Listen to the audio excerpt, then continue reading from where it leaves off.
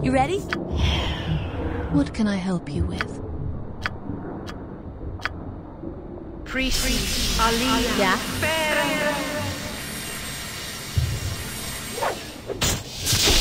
Mana potential. All right.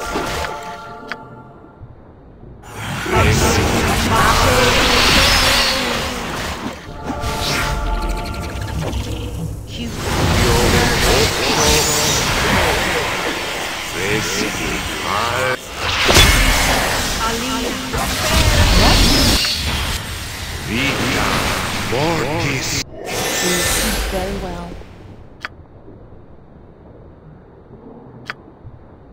Inserter culture.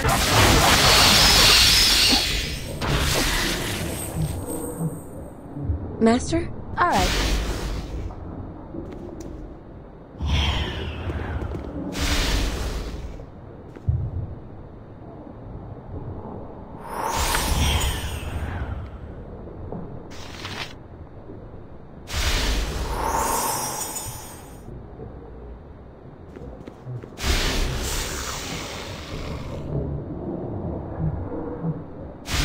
Yes, interesting. You ready? Got it.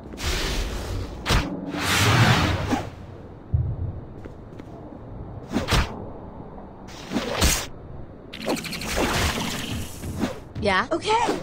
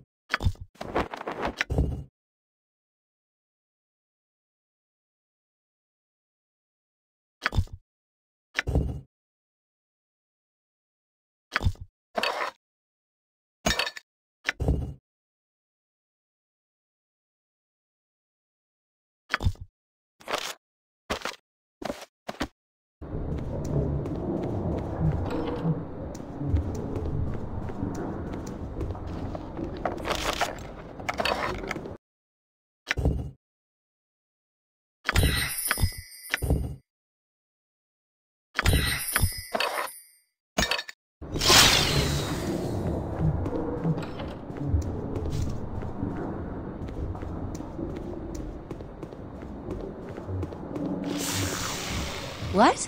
Yeah.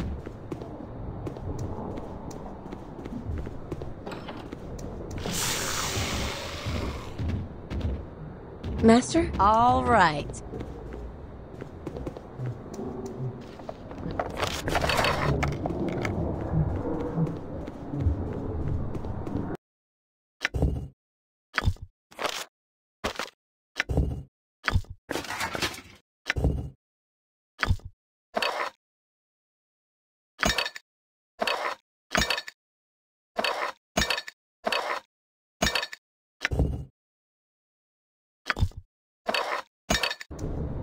I come to help, for now. Simple. You ready? Got it.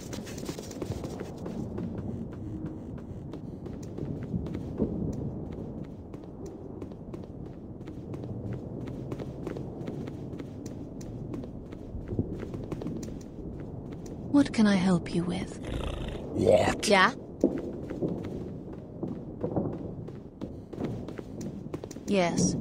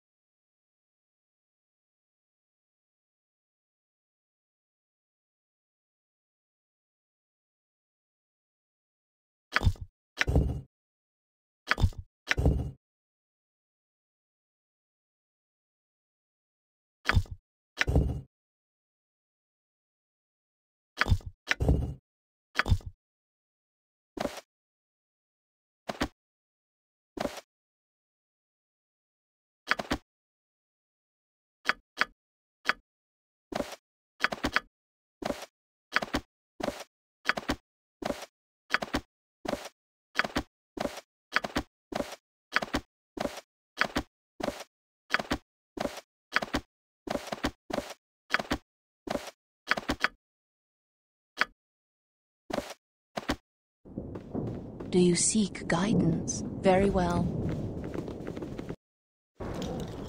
Of course.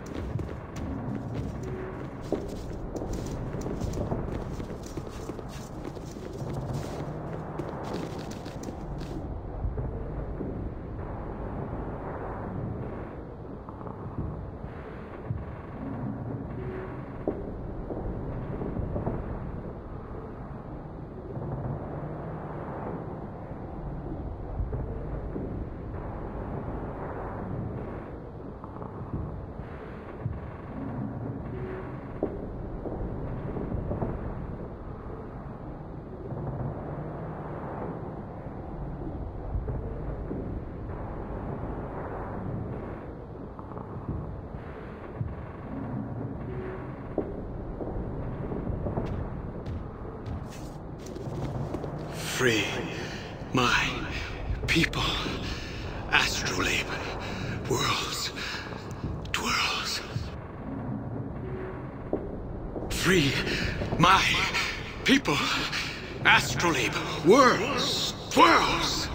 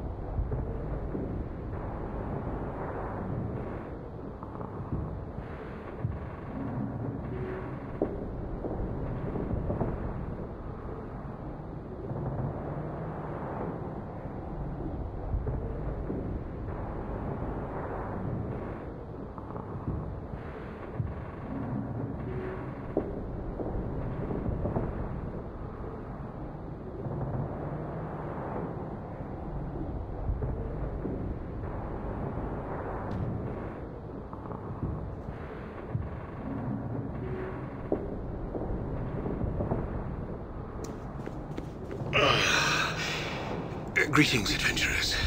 Pardon me while I gather my thoughts. Who are you, and what has just come to pass?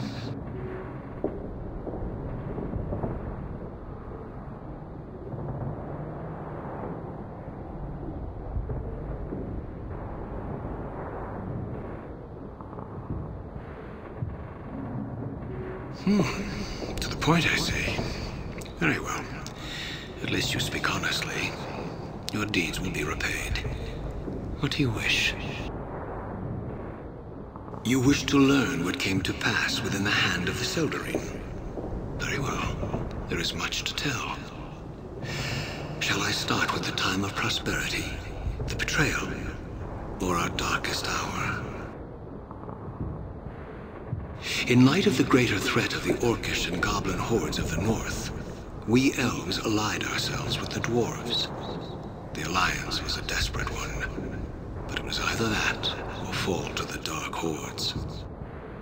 As both races prospered from our mutual cooperation, we furthered our bonds by creating powerful artifacts and weapons. Delicate dwarven craftsmanship, combined with ancient elven magic, yielded items of great power and unsurpassed beauty.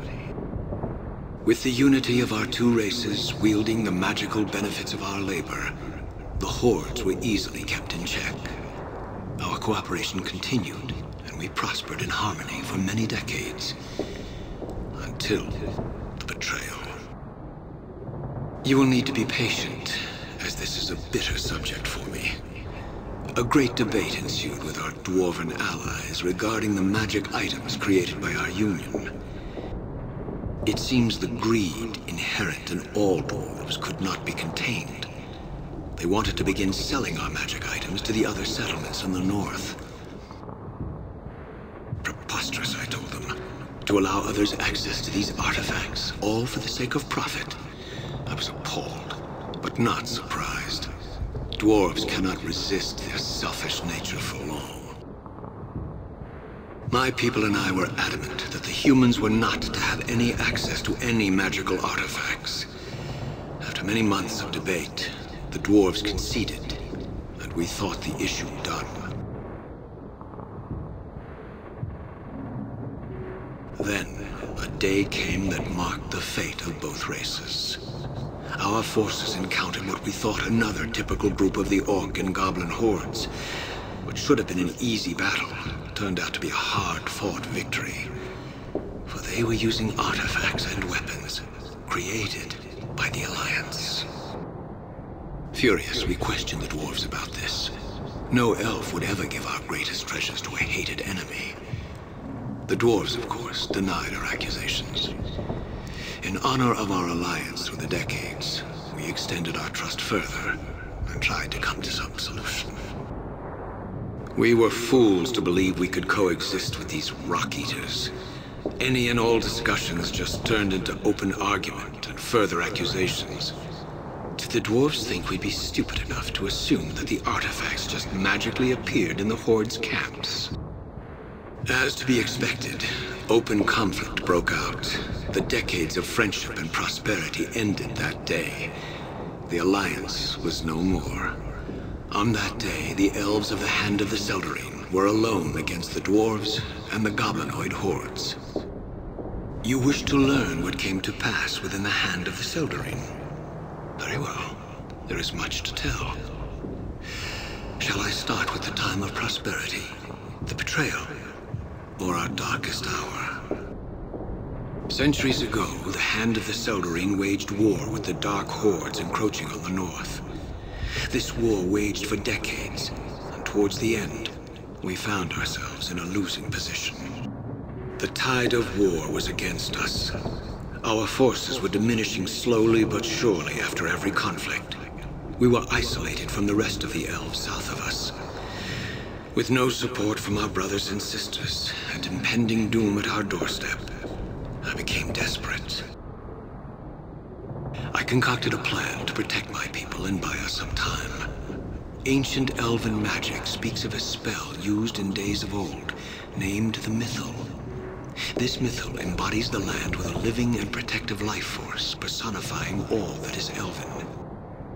This living force can also be given abilities of a protective nature, powers that would have kept the Dark Hordes away from the Hand of the Seldarine and its surrounding lands. A chance to buy my people time and to marshal reinforcements from our southern brothers and sisters. Some say believing we had the power to bestow such magic was arrogance. Others would say using the Mythal in such a way was blasphemous. I stand by my decision.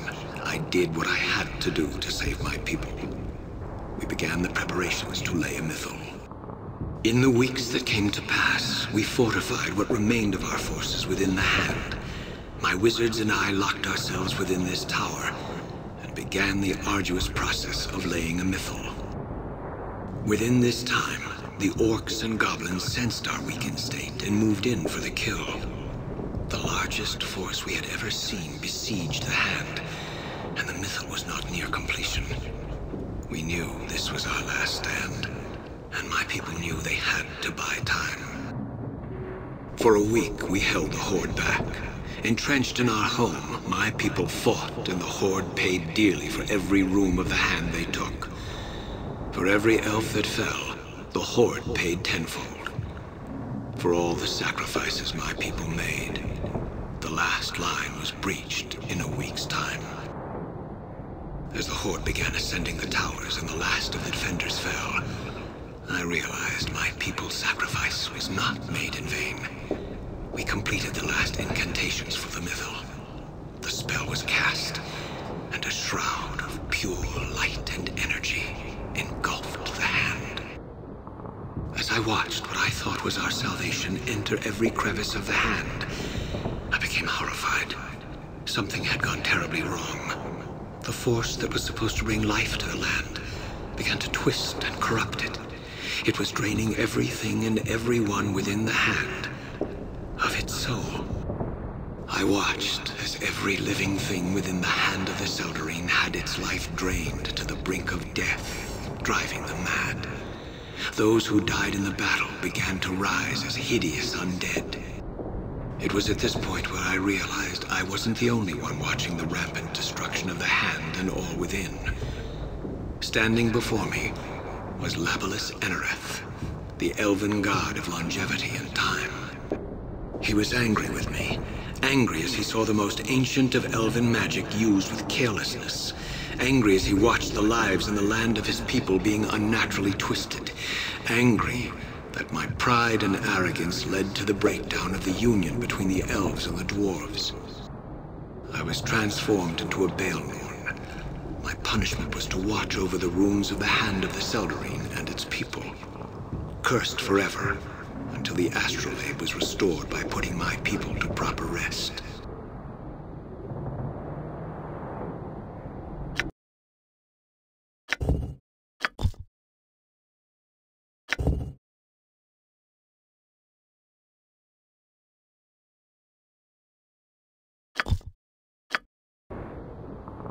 You have returned.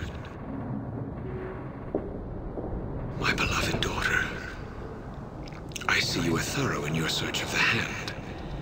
The last entries describe her resolve to find a way to reforge the union with those accursed dwarves. I never saw her again. Fools! Can you not discern it with your own mind? Those dwarves committed the worst atrocity, knowing its impact on me. They murdered my daughter. For that, I will never forgive them. For the punishment I suffered for my arrogance and pride, Labelas be damned if he thinks I will forgive them for what they did. I would stay in this cursed form, never to see Avenger, if it meant I could make the dwarves pay for their crime. Leave now! I will not speak of this anymore.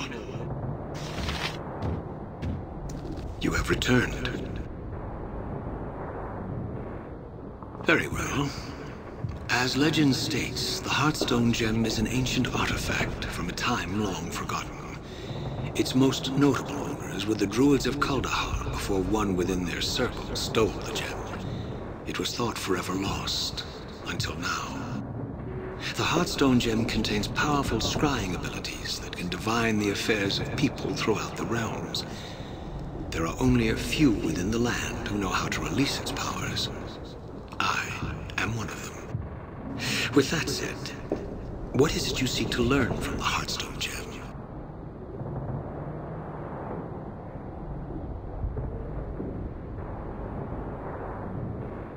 Then you will have what you seek.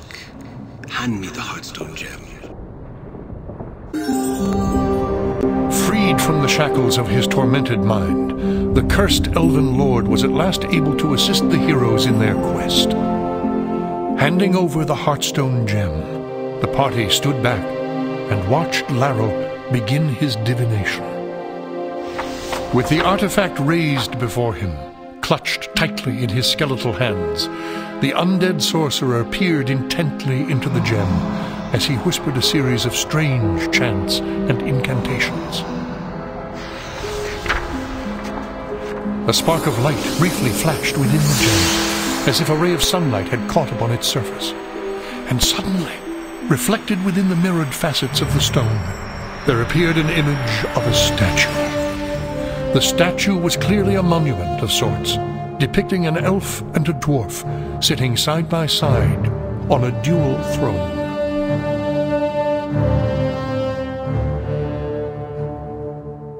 Even if Labelas' curse had taken my eyesight, I would still recognize that home. What you have seen is Dorne's Deep, den of the betrayers. In here is where the wretched dwarves hollowed out their home.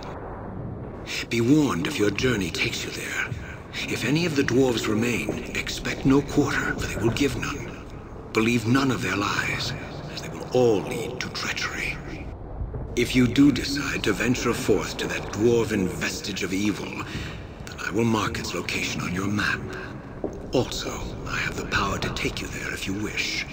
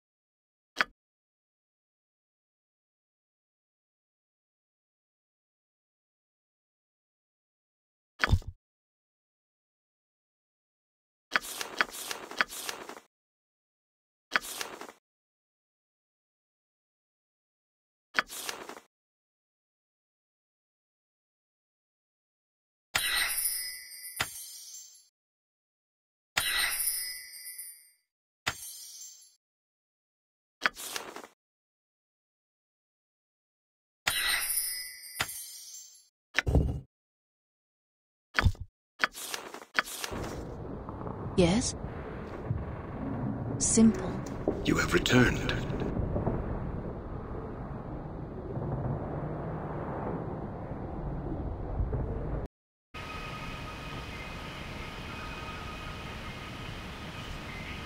Yes.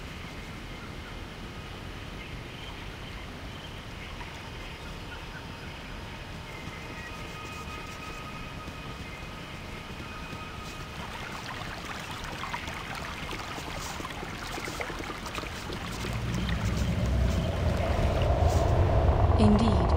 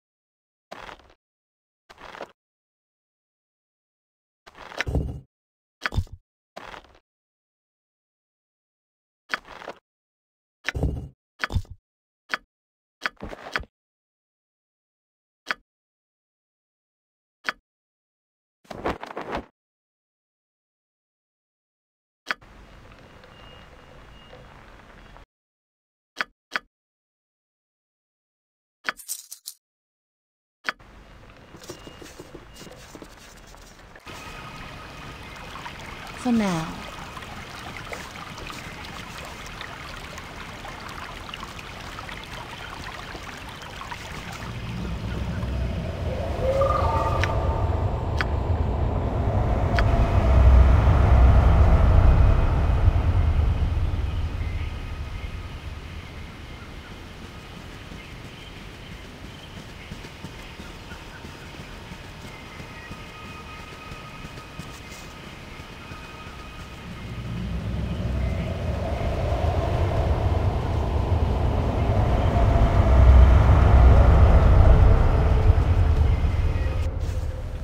Yes.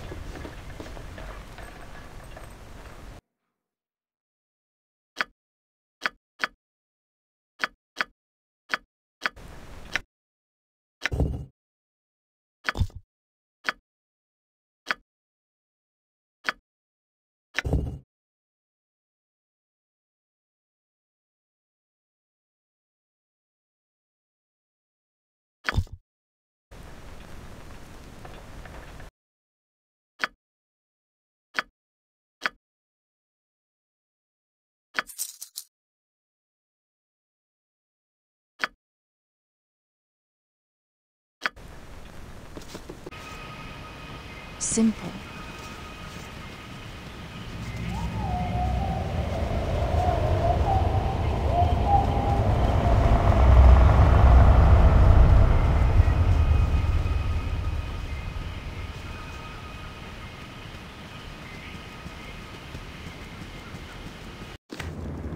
Interesting.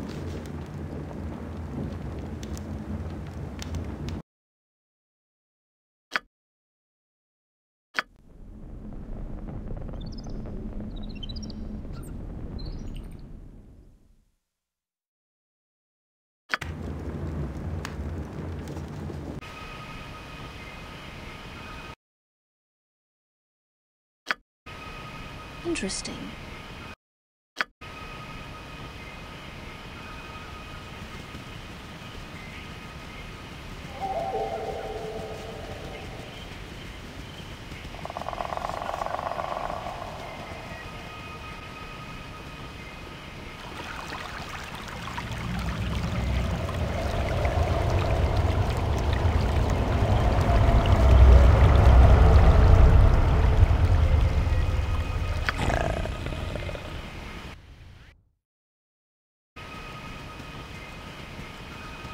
come to help.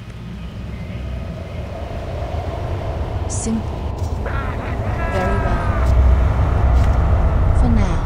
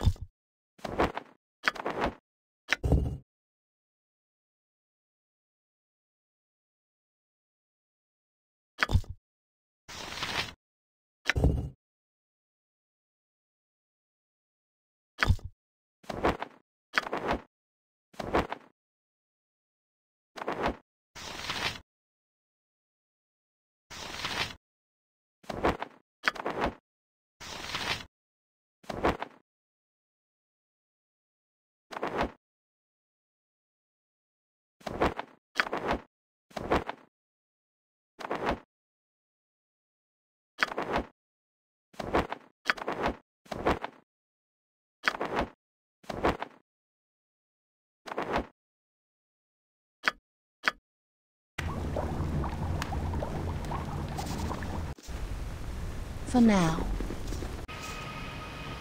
Simple.